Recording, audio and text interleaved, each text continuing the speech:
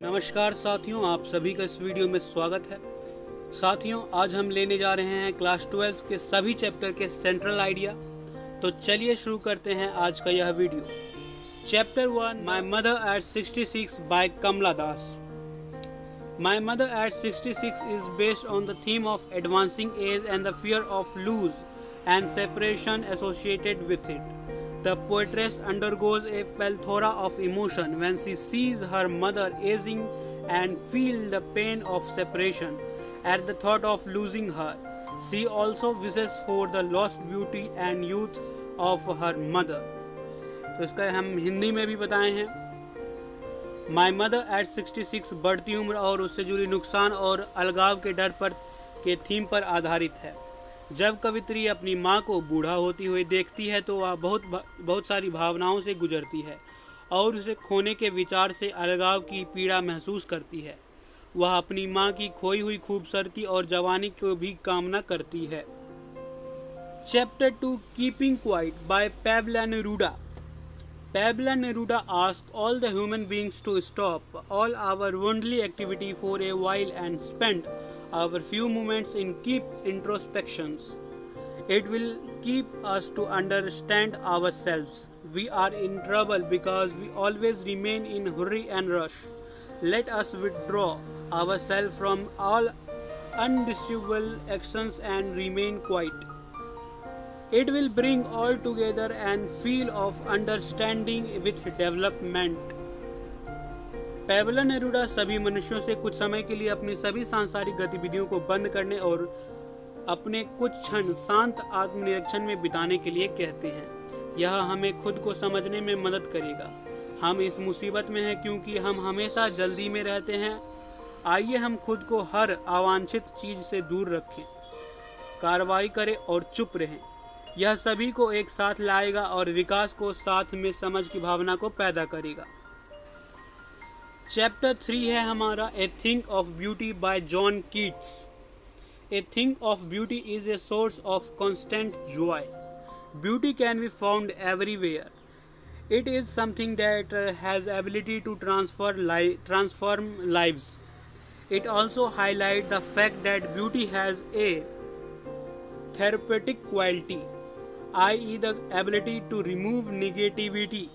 It can be any object, nature, tales, or even novel deeds of our ancestors. सुंदरता की चीज निरंतर आनंद का स्रोत होती है। खूबसूरती हर जगह पाई जा सकती है। यह एक ऐसी चीज है जो जीवन को बदलने की क्षमता रखती है। इस तथ्य पर प्रकाश डालता है कि सुंदरता में एक चिकित्सकीय गुण होती है, यानी नकारात्मकता को दूर करने की क्षमता। यह कोई भी वस्तु, प्रकृति, कहानी या हमारे पूर्वज के नेक कार्य हो सकते हैं। चैप्टर 4 है a roadside stand by Robert Frost. Central idea. A roadside stand is Robert Frost sketching criticism of an unequal society where there is a huge division between the rich and the poor, the haves and the have-nots, owing to the inequitous distribution of wealth.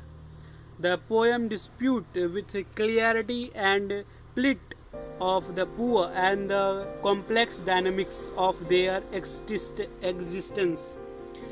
It also focuses on the unfortunate fact that the unequal progress and development between cities and villages have led to the feeling of distress and unhappiness in the rural people. A roadside stand Robert Frost की एक असमान समाज की तीखी आलोचना है, जहां धन के असमान वितरण के कारण अमीर और गरीब के बीच एक बड़ा विभाजन करता है। कविता स्पष्टता के साथ गरीबों की दुर्दशा को दर्शाती है और उनके अस्तित्व को जटिल गतिशीलता बताती है। यह इस दुर्भाग्यपूर्ण तथ्य पर भी ध्यान केंद्रित करता है कि शहरों और गांवों के बीच असमान प्रगति और विकास ने ग्रामीण लोगों में संकट और नाखुशी की भावना को जन्म दिया है। चैप्टर 5 है हमारा आंट जेनिफर्स टाइगर एड्रीनी रिच के द्वारा. The central idea of the poem Aunt Jennifer's Tigers by Adrienne Rich is how the power of the patriotic controls women's forms but not their minds.